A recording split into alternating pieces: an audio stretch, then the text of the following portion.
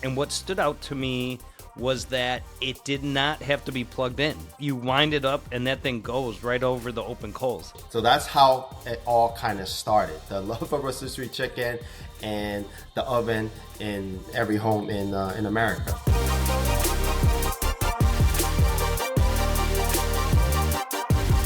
All right, guys, welcome to the Duce Raymond Podcast. Today we have a friend of ours, Alex Fei, and he is the owner of Roto-Q 360. Alex, how's it going, my man?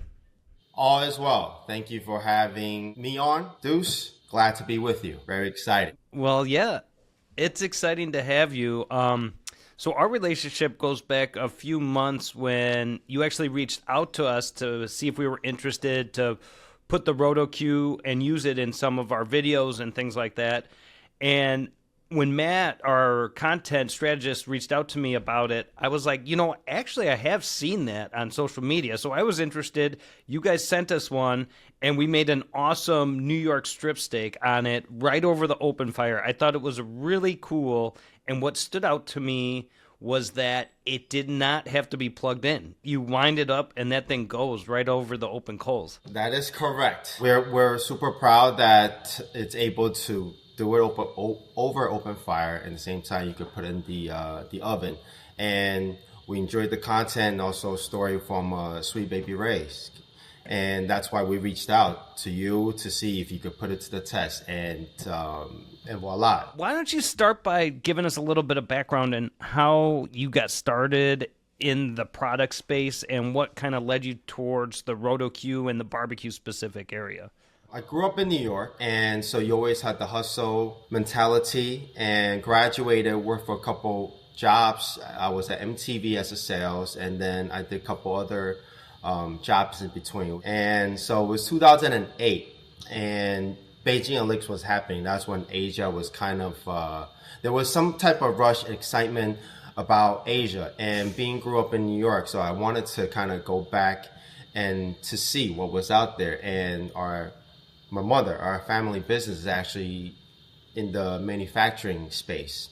And it was from there, 2009 and on, that I would kind of delve into the world of manufacturing. Everyday folks, you see the product kind of, and you're sitting in the store on the shelf. I got to see it at ground zero when things were just apart and people putting it together. So it's happened that we were in the houseware space.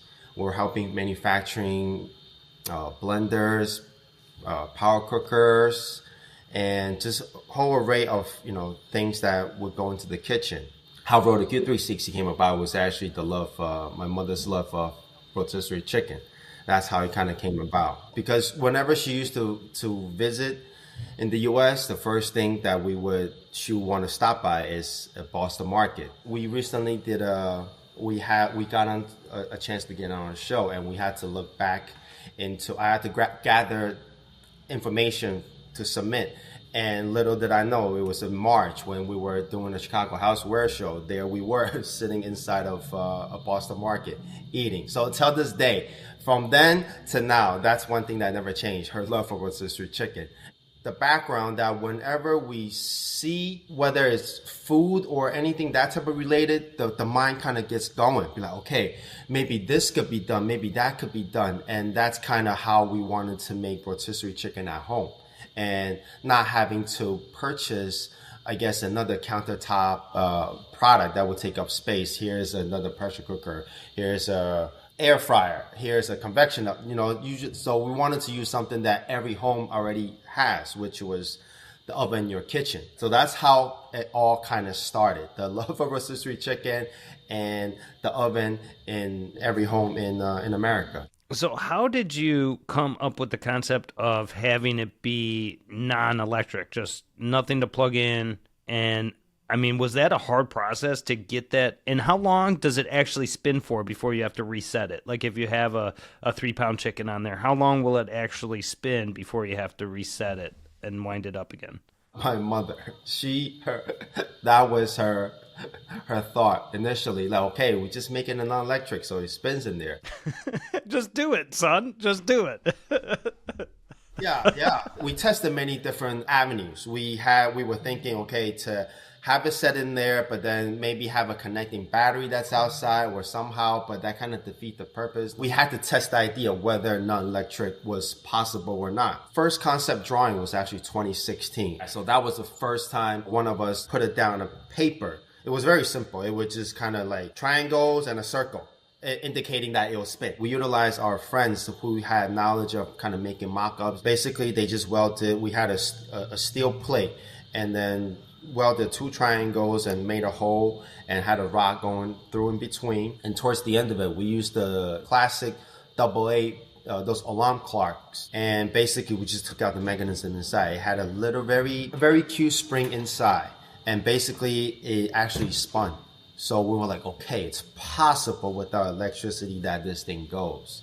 So to answer your question, 60 minutes and 40 turns, and that will give you an hour of rotation. And that process, from the first drawing to us launching it, actually making it possibility introduced to the world, was 2020 May. So it took 4 years. There were a couple of challenges. First challenge, the biggest hurdle, was get it working. Have it, battle tested, make sure this thing works and it serves a purpose.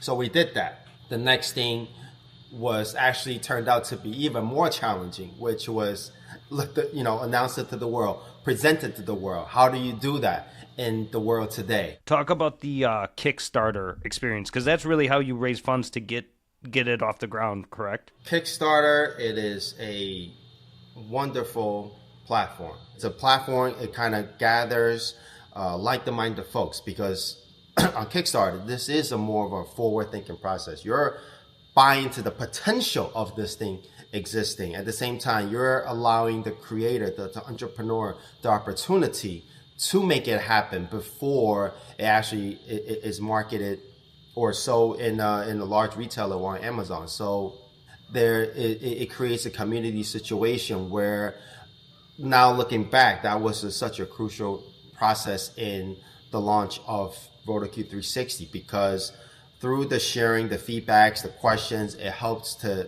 refine our product, to better it, to think of things that we did not think of. Until it's in the hands of strangers or other folks seeing it, it's not 100%, because everybody will have different aspect, and you will want to share it to the world, to different audiences, so you could gain different feedbacks and be like, okay, this could be better. And just intaking, what could be constructive to the overall of your product, the final product is. And no, we loved every aspect of it. How much were you able to raise with Kickstarter, and then what did you do with that money to propel the success of your business? Kickstarter, it was during COVID, and people were cooking at home. So basically, no, it worked out. Everything worked out for us. We have 4,440 backers, and we raised over 440,000 roughly. No, that gave us a jump start into the tooling, which is expensive, which is actually the tools that are able to stamp all these parts to make it so that we can manufacture on a mass scale. And so that's what Kickstarter campaign did. It helped us manufacture the product, bring it actually to life, and that with the product that we're also able to place the order to all the backers that then we're able to ship. And we're also super proud of the fact that with the campaign that we shipped to over 75 different countries.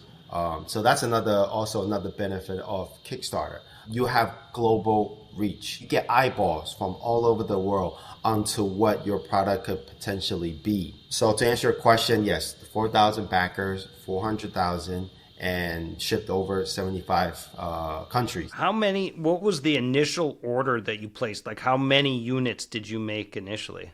I think we placed maybe 5,000 orders. If there were no Kickstarters, just imagine you have a product, you have an idea, it's not even tooled. Where are you going to sell 4,000, units at one time? Yeah, so that's what the crowdfunding. That's what internet, that's what the world today allow people, everyday folks, you and I, the ability to make things come from your dream to a reality. That's what really a drawing from 2016 on a piece of paper to 2020 that we're able to launch and have backers believe that this product solves a problem, or it enables more possibilities when it comes to grilling outdoors, in the kitchen. So overall it was a great experience. You can also use it as a resume, so that once you gain any type of notoriety or any type of publicity from that platform, there are many other platforms. So from there, we were able to launch in a crowdfunding platform in Korea, a crowdfunding platform in Japan, and then another crowdfunding platform in Taiwan. So we were actually really global, international. What's your biggest market? Is it U.S. or is it other countries? Definitely USA. This is the home of grilling, barbecue, rotisserie chicken. This definitely U.S. Going back to the big picture, so you got your money, you got your product made. Now, what is the strategy for selling those 500? Besides the 4,000 units that are sold through Kickstarter, what is your next step of where are you launching this product? Is it online? Is it Amazon only? What is the very next step? Direct to consumer, I'm assuming at some point through your website, but where are you really getting action next? From 2020, May, we launched, and about, I would say, end of 2020, that was kind of that to Kickstarter to a wrap. And the next step was actually fulfilling the pledges. And COVID was a very challenging time, so that process actually held up a lot of things. As far as the manufacturing goes and distribution, or manufacturing, distribution, the world was shut down. How could we ship? A lot of things were cut off in terms of even shipping. Shipping became extremely expensive on all fronts. So that's kind of a little bit better backstory for 2020. So we struggled actually for a little while. But generally speaking, the orders were good during COVID, or because people are at home. I know a lot of sales for in the barbecue market actually went high in 2020, 2021 because people had to stay at home and cook at home. That was the Kickstarter. And then because everything became very expensive, so we were actually dealing with challenges, how to make things, I would say, kind of profitable, and how do we keep this engine running. We listed on Amazon, but Amazon is such as this ginormous ecosystem. It's almost like the jungle. There's so many things in there. Just because you're listed on Amazon, same thing with music. Just because you're on Spotify, because you have a video or something on social media, doesn't mean the world's gonna see it. So that was kind of the challenge. Last year we went to our thinking was also, again, maybe let's go to the large retailers. So we went to Chicago, and there is it's called the Housewares show, and that's kind of a lot of big brands, smaller brands are also there. Your everyday Keurig, your Hamilton Beach, your Cuisinart, they're there. And at the same time, you have little guys like ourselves that we were there, hoping a large retailer, whether it's your Costco or even a mail order, Hammaker Schlammer, they were, you're hoping that with your product that they would then bite into it and, hopefully give you a large order. There were a lot of potentials, but at the end of the day, what we realized was that getting to retailer or having them stock your product is one thing, but once you're there, if nobody purchases, it's still a dud. So that's kind of when we realized you need presence, you need to market, and in 2020, in the 2024, the world today is definitely social media, and we did not fully understand or know the power of the influence of social media until we actually really put our foot down and kind of start just really dialing in and tackling it, and then reaching out to creators and just creating interaction with the community really online. People, folks that cooks, folks that have interesting stuff, people that might be interested in working with it. That's kind of what really also took us to the next phase, which is kind of creating the brand awareness and hopefully creating a demand. And so I think traditionally when you have a product, you go into retail and then people buy, but now our strategy is we came out the gate on ourselves, kind of promoting it. And then because how unique the product is, it actually, after a little bit, it actually went viral on its own because people start picking it up. How much content did you create versus how much were you leaning on other influencers to post about Roto-Q? And did you guys actually create organic content yourselves, or were you 100% like trying to get the reach from the influencer market? During our launch in Kickstarter during 2020, we didn't actually really know what we were doing in terms of marketing. The key was trying to figure out this last stretch, how to market, how to distribute, how to sell. And to answer your question in terms of the influencers, it was actually just me and a comedian friend of mine. He lives in a lovely home in Pasadena, California. They have a lovely kitchen, a little backyard, and that's kind of where our content creation started. It was me with the iPhone, him behind the camera, and cooking. And he's a comedian, so we relied on his wits, his personality behind the camera, and kind of to communicate with the audience. And it worked. There was visual for folks that were interested in looking into, okay, what is this Roto-Q 360? What do you mean by non-electric? How does it work? It works in the oven. Where's the heat source? Okay, you put it on the grill. So with that, we were able to communicate, to interact with our backers. And that was that was the start of our content creation. Well, I was going to say, so right now do you get the most amount of sales through Amazon or through referrals from social media or direct from your website? How does that breakdown work? We struggle trying to find out what to do, what's next. Of course, you got to list on Amazon. And as a shopper, everyday folks, you're on Amazon shopping, and of course, you want the free delivery, right? Prime, you want Prime, so you're paying for that subscription, and then.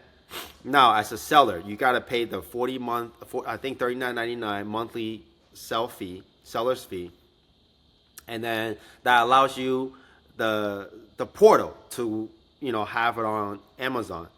Of course, then once you're Amazon, you need ranking. You need to be listed on page 1, that first one.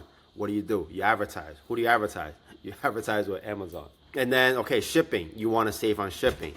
How do you ship? How do you qualify for Prime for the customers? You need FBA. You're paying for FBA. You're paying your product to be shipped into the warehouse so they could process and ship for you. They could storage for you, which is another layer of fees. And then once you start making real money, where would you want to invest? Amazon. The business model that they've created is so amazing. I mean, you can't live without it. If you're dealing with direct to consumer, I mean, you have to be on Amazon. I don't think there's really any other way around it. And until you grow such a large presence, you can really rely on your own organic content. But man, it takes a long time to build that big audience that's so robust where you can kind of do it yourself. But otherwise, I mean, everybody's on Amazon. Like Gary Vee always says, day trading attention. Well, everybody's attention is already on Amazon, so you have to be there, Yes, Amazon is definitely crucial for anything. And also when you're talking to anybody, retailers, content creators, or anybody that you might be collaborating or doing business with, first place they will go, check your feedback. They won't get on Amazon. Are you selling? And kind of the reviews on it. So definitely is very crucial. Amazon, and then of course then our own platform where, of course, we would love to draw the audience directly to our platform. That all the fees and everything we could process. We have the customer information. We could directly communicate with them if any support, any service is needed. That's what some people don't realize. The benefit is so much more when they go direct through your website, because you get all that information. So you can retarget them, you can send them offers, special directly from your business, like your website, to the consumer. If you go through TikTok Shop or some of these other platforms, you do not get their information. And I didn't realize the significance of that. Yeah, you want to be on TikTok Shop, but it's like you're making a sale, but it's a one-time sale because you can't send them another offer or stuff like that. And I think that as a new business, you don't understand that, and that's all these little things you have to learn along the way. And that's what I'm hearing from you is I'm going through a lot of the same things with Duce's Wild right now. And when you mentioned just because you get onto a retail shelf, say you went into Home Depot and you're on their shelf, Roto-Q, that's great. You sold 4,000 units to Home Depot. It's not going to mean anything until those get off the shelf and into somebody's hands, and people aren't going to buy it unless they know it. So you still have to market on social media. You still have to be on Amazon so people see it 3, 4, 5 times until they are walking by the aisle in Home Depot. They say, oh, Roto-Q, I've seen this here and I've seen it there. My friend has one. I'm going to pick it up. So it's like just because you get on the shelf, there's still a lot of work behind the scenes to get it off the shelf. Yes, absolutely. Yeah. Yeah, because otherwise, like you just said, it's going to be a one-time buy. They'll buy into it one time, and then that's it. You get one pop, and you don't get the pop. You want to continue it. So as you build a business, as you create a new brand, as you're creating a new channel, a new brand. Generally, when you start, your opportunities are very limited. So you are very sensitive to these opportunities, and you are very aware. You latch on to, because usually there's only one way kind of out the situation. And as you grow more, there are more opportunities available. Let's talk about the product itself, Roto-Q. Now, it has like the traditional thing where you can roast a whole chicken, but then there's other attachments that go with it. And so explain a little bit about that, and then tell us about like the biggest feature, or what is the most used, what do people use it the most for, and what are people most excited about with the Roto-Q? When we came out, when we launched the product, of course, it was about rotisserie chicken. If you were to Google Roto-Q 360, I would say the first photo that it will pop up, it's a rotisserie chicken, and that was what this is what comes with the main product. This is a 3-pound skewer, basically any type of meat, lamb, ribs, actually anything.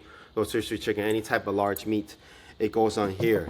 And we created different attachments with our Roto-Q 360. You put it on, and you're able to put in a skewer set. You could put on your kebabs and all types of mixed vegetables on it. And we also have a hot dog cradle, and we have a flat basket for any type of flat meats, which is your fish, your steak, or actually people love to put drumsticks in it. You could put it like 6 to 8, and it'll grill them perfectly. And the most popular, which also some of these things you won't know until it's in public's hands, and sometimes they make the decision for you. And it is the rotisserie basket. It's the round basket that you could just toss anything in it. And this is actually what I saw when I heard about the Roto-Q. This is that wing video went crazy viral. How many views does that thing have? Currently at 50 I think close to 55 million views. Isn't that nuts? And it's crazy to think about. Yeah, to think about people. It's chicken wings. We did not know America loves chicken wings this much. Oh man, yes they do. Yeah, so that's something also the audience decided. Some of the things you could only think that is that until you have stats. Just that one single video alone, I think combined on different platforms is close to 100 million views. Isn't that amazing? That is the power of the internet and the power of social media right there. And I'm guessing, I mean, it's a kind of a redundant question, but that impacted your sales, correct? Yes, it did. It absolutely did. Any problem is looking for a solution. As long as you could, provide the solution to the problem. This is what you told me about the other day. This is hilarious. I tell the audience. Anything that you could provide a solution to a problem, it's an opportunity for you to service your customers, for you to better your business, to be aware of a problem that you did not think that exists, but is there. So the video went viral, and because it's a 14-second clip, right? You kind of see in the beginning, you do see it. You do see the cranking of our power cord, which is non-electric, and how the basket kind of go on it, and it just spins, and then that's it. It's the end of it, right? So people see this, and they go on Amazon. They purchase just this, thinking that this is going to somehow spin.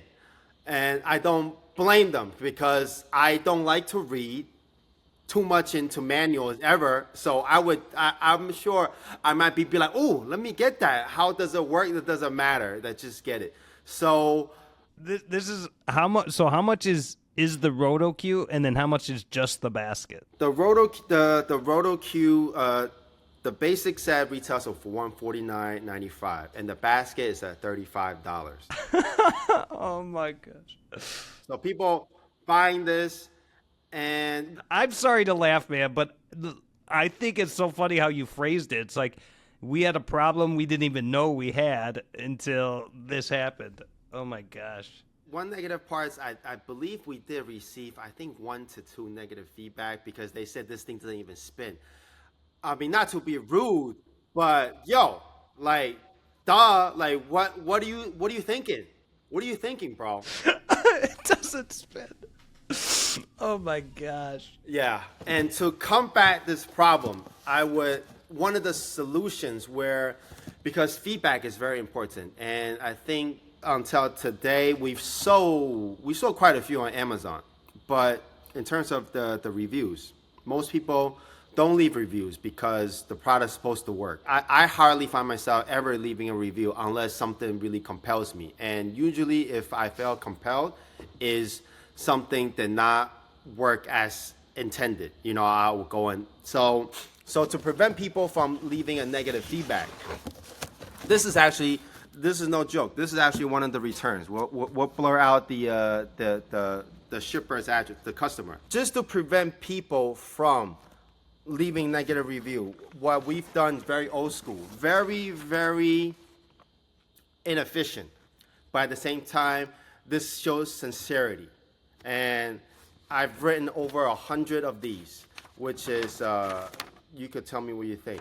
This is a simple letter. It's a handwritten note telling folks that you're only buying the basket. If you want this to work, you will need the basic set. But if you don't have the basic set, no problem. Hassle-free return is available.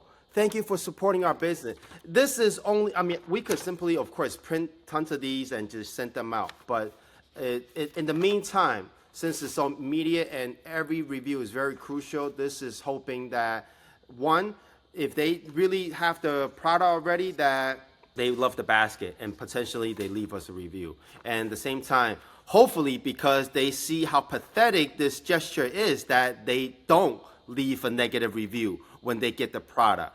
This is as real as it gets. This is us doing business, and of course, this is the initial phases. This is nothing that's sustainable, but that's just to see the extent that what we do as a creator, how much we care. No, that's really good, and that's real life, and that's the challenges as an entrepreneur, as a new business that we all have to deal with. And I think you said it perfectly. Like, we have problems we don't even know that we had right now. So, and that's going to continue to happen as you grow. You're going to have different challenges, and I see it all the time with our catering business, where we were kind of running along at the same pace for 4, 5, 6 years. And then since COVID, our sales have boosted up, and now there's a new set of challenges, which is all good problems. I'm happy we have more problems because that means our business is growing and we're doing well and things like that. So I can definitely appreciate that. Very impressive. I was looking at it. Seems like you guys really got Chicago on lock. I look at all the venues. I was like, yo, they got every location. It's quite impressive. And I just wanted to say that. Yeah. Thank you so much. Yeah, the catering business is very competitive, and there's a lot of really good caterers out there. So you definitely have to have your game set up. And I'll tell this to anyone that wants to get in the catering space, or even if they are, the main way to get business is to be friends with the venue owners and managers. Because when you're going to have an event, or whatever, if it's a wedding or a social event or a corporate event, you go to the venue before you get your caterer.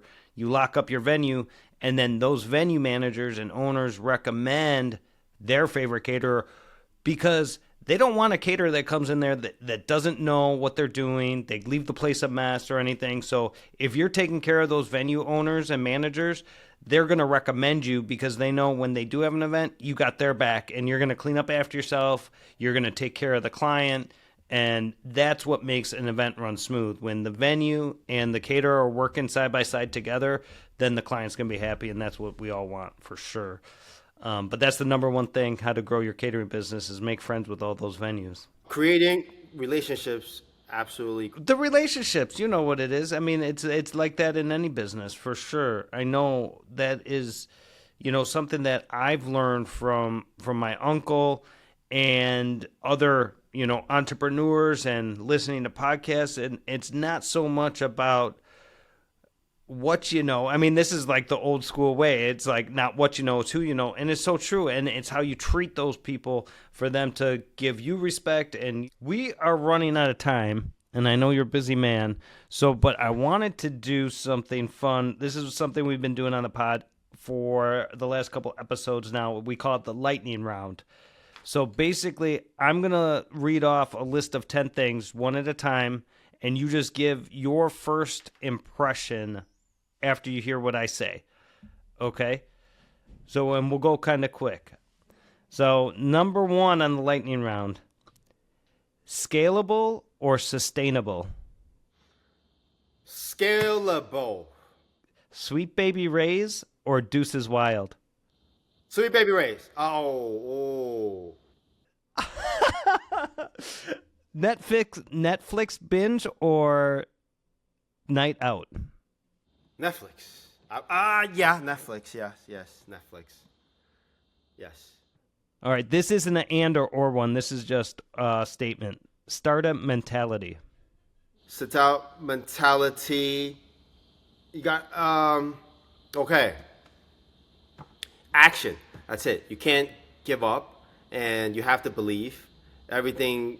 It's also a Bible verse, right? The faith without action is empty. I might be, but basically that. Okay, number 5, dry rub or marinade? Marinade. Yeah, marinade. Charcoal or gas? Charcoal. Work-life balance? 0. I'm sorry. I don't know if that what type of question. No, my as an entrepreneur, yeah, it's you gotta balance that mentally somehow. Otherwise, my life it's Roto-Q. It's 24/7. There's no stop from that. Okay, next one, AI. AI, utilize it. Utilize it for everyday folks. Yo, that is such just like internet, social media. What are you complaining about? It is free, bro. AI, same thing. ChatGPT, all these Mid-Journey, use it, learn it. People used to have to pay so much for this, but so in short, use it. Favorite street food? Popcorn chicken. I don't know it's in Taiwan. It's popcorn chicken. It's not very healthy. It's fried, but it's amazing. When it's good, oh my God. Yes, popcorn chicken. Last one, Amazon. It's a love-hate relationship. Actually, no, there's no hate. You gotta love it. No, you gotta embrace it, utilize it, know what you're getting in bed with, and use it to your full potential. If that's the platform. If you shine there, you can shine anywhere else. So figure it out. So many people make content about Amazon, how to navigate it, PPC, A+ program, everything. So no, I would say same thing. Utilize it. If you are an entrepreneur, you're trying to do something. Knowledge is power. Knowledge is currency. So use it to your full potential. Otherwise, yeah. Alex, so where is the best place for people to find you? Do you do anything through your personal on social, or is everything just through Roto-Q? Do you want people to reach out to you if they're interested in your story, or should they just where should they go to follow more about you or more about Roto-Q? What's the deal? Roto-Q 360. Google it if you find, there's Team Roto-Q, there's Roto-Q 360 HQ, but just Google, whether you're on IG, TikTok, YouTube, Roto-Q 360. Check us out. We have content, and I am in the journey of traveling through America, across America. The plan is touch down off all 50 states. I believe I am 4 in Alaska, Oklahoma, Alabama, Indianapolis. I still pronounce it wrong. Hawaii, I just went. You went to the far ones first. That's smart. Get the hard ones out of the way. Nice. Yes, I'm leaving LA still. And you're coming to Chicago, right?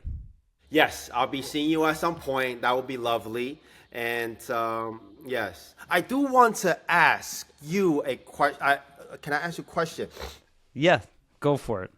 Growing up with your uncle and, of course, your father, and under the sweet baby Ray, I saw the photo of you when you guys done an interview. There's a couple of questions. How was that growing up under that environment? I don't know. I remember seeing that they started with $2,000. My dad and my uncle, they had an rough childhood. They grew up on the west side of Chicago. Not a lot of money. They went to 7 different grammar schools because they didn't really have a father figure like steady all the time. There was guys in and out, and their mom had to move them around and stuff. So they did not have a secure childhood, so they were moving around a lot. So when they had success in Sweet Baby Ray's, my life was totally different than their life. And they didn't sell the sauce until I was grown. I was in my 20s and stuff like that. So it's not like growing up from, what do I want to say? Is I didn't grow up like a rich, spoiled kid because they didn't really get their money till I was already grown and out of the house and everything like that. But it was still a lot different. It was a stable house. It wasn't like we were moving around all the time. We had money and food on the table and stuff like that. Because both my dad and my uncle was hustling with Sweet Baby Ray's. My dad was doing his own thing as far as being executive chef, running restaurants and stuff like that. They're both hustlers. They grew up with nothing. So when they had a chance to make it for themselves, they were really persistent and had a lot of dedication to what they did because they know they didn't want to go back to their childhood.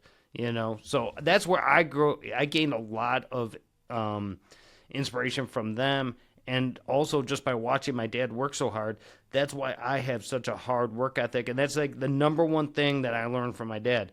I learned a lot of things of what not to do, but I also learned a hard work ethic. You can get away with a lot of crap if you work hard. You know, if you work hard and smart and you have a lot of relationships, you can go, the sky's the limit. But if you only know how to work hard, you can still get a lot done. One more. From those videos that I saw, you know, you were very healthy. I guess you were in your 20s, very healthy, looking like you definitely chowed down some ribs. And you today, how was there, how did that, I mean, not that was, but it's definitely different. So was there a transition point, or was there anything worth mentioning? You know, I just have a question from that to who you are today. No, I get that question all the time. And, you know, when growing up as a kid, I mean, my dad is a chef. We were kind of a food family. So it was a lot about food. Nobody was telling me that this is going to get caught up to me. And I had when you're young and grown up, you're just like chowing down. Yeah, this is great. And, you know, exercise was never like brought into the picture. Like, you did it at school, and I played some basketball and stuff like that. But I was overweight my whole life, from a little kid till about 10 years ago, like 7 years ago. I never took health seriously at all. You know, I thought I was always, my dad was big, my uncle was big. I'm a big dude. I'm Duce. You know, what's the difference? And the other problem is because, I grew up in that like chef hospitality background, you know, drinking and drugs is a big part of that. And I got caught up in that big time. So I was, you know, drinking almost every day, if I'm honest, and doing drugs. And it just led to, you know, being extremely overweight. I was like almost 300 pounds at my max, and addicted to alcohol and drugs. And I made a major change in my life where, you know, the last 7 years I'm sober. I haven't had a drink of alcohol or done any mind altering substances. So that was the major change in my life. And my health has done a 180. My new addiction is going to the gym.